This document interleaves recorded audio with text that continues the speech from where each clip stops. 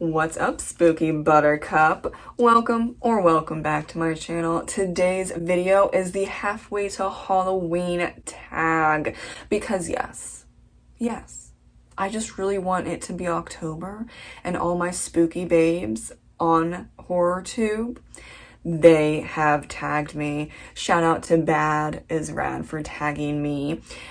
We're just going to go right into the spooky season with these questions and answers because I'm living vicariously through this tag. The first question, are you a fan of haunted houses? And that depends. It depends on the haunted house. I also have to be careful because if someone scares me enough, I will smack them or punch them in the face. And that's not... kind of depends on the haunted house. I can do like the cute spooky haunted houses, but there are some that are really extreme where no, I will slap you or punch you in the face because you get like this close to my face and my PTSD says no ma'am, no. And then I get huge adrenaline dumps and it's just like I'm gonna die, whack, and we're not trying to get arrested. I haven't, but that's because I don't go to those specific haunted houses because I know myself very well. Number 2, what's your favorite ghost story or haunted lore? Now, okay, I love the ghost of Anne Boleyn at the Tower of London. Actually, all 13 well-known ghosts at the Tower of London. Very bloody history. I'm surprised it's just 13. But, you know, you can only go so much until you have too many stories to tell during the Tower of London tour. I get it. I also really like the 13 Ghosts story, which was originally a book and the 2 movies based on the book. I love the 1960s version and the 2001 version. One is creepy, but kind of cute in a way. Not campy. It's just I've been desensitized. Also, I know how movies work, and even the 2001 version where it's very bloody, it's not... I know what they do to create the blood and the guts and all that stuff. So, first one from the 1960s, cutely creepy, a little innocent, but still like, ooh, that's a little weird.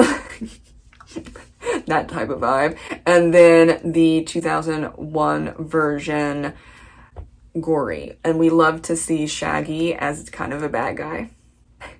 And I think both versions do a great job in their own way. You can have cutesy, creepy, and really gory.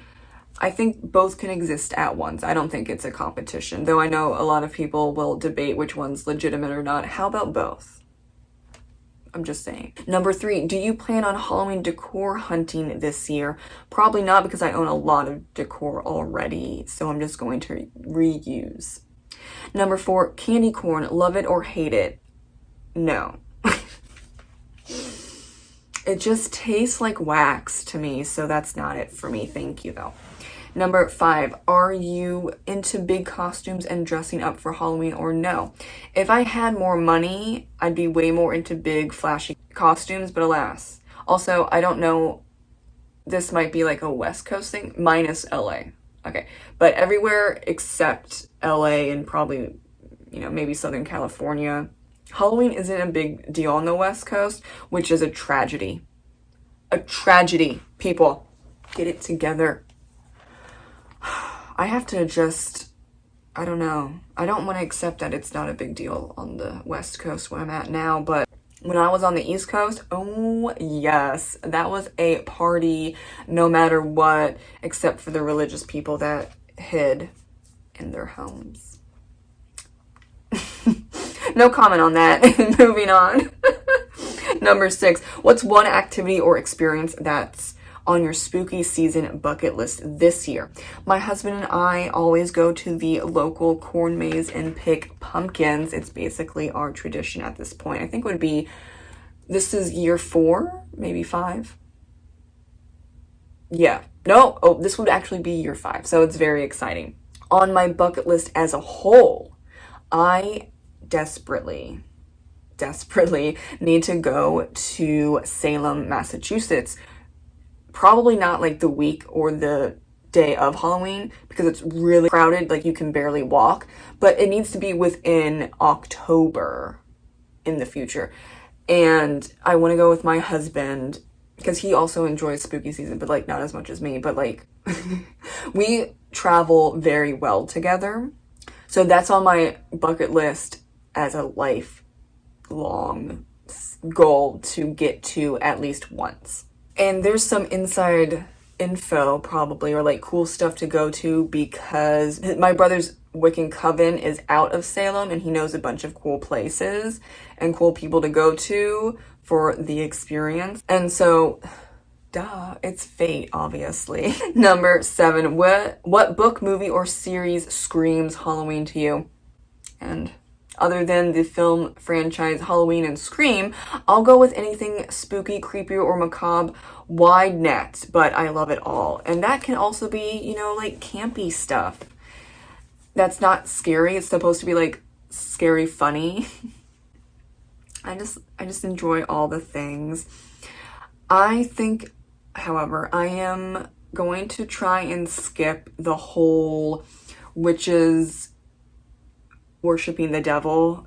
Bro, it's been done with. It is an old trope. Can we do something else? So those movies and TV shows for at least 2025, I need a break from. Maybe 2026 as well. So we'll see how that goes, because it's very popular trope, but I just don't want to see it every single time I look up a movie on Letterboxd and I'm like, oh cool, oh no, it's about witches and the devil. Great, okay. Maybe I'm limiting myself, but it is what it is. Number 8, how do you spend your Halloween night? I usually spend it with friends and my husband if my husband isn't working. And I usually take at least half the day off, if not the whole day off, because it's my favorite holiday of all time. Second in line is Christmas. But unfortunately, Halloween isn't a national government holiday, so I have to take off. Unlike Christmas Day. But yeah, it's usually handing out candy. Like I said before, the West Coast is not big into Halloween all that much, so we maybe get 7 trick-or-treaters, which is a bummer. Then again, we are in a new neighborhood because we just bought a new house, so maybe there will be trick-or-treaters here. I'm hoping, because there are actually a lot of kids around here. I hear them playing outside all the time. Also, shout out to those parents to get them outside and playing. I am actually now really excited because I just realized we probably will have more than 7 trick-or-treaters. And when that's happening, we're watching scary movies and or having a little mini party. We'll see this year. We will see. Number 9, what does Halloween mean to you? Love this question. It's fun, thrilling, family and friend time, and getting comfortable with the macabre. And the last question isn't a question, but it's about tagging friends, and I tag Elaine and Kat. Thank you so much for watching my tag all about it being halfway to Halloween. I am now excited for Halloween, even though it's halfway to the season. But you know what? I start celebrating in September because y'all want to start Christmas in November. Okay, fine. November and December, Christmas. Halloween, September and October. That's just how it is now. Thank you so much for watching, and I will see you in the next video. Bye.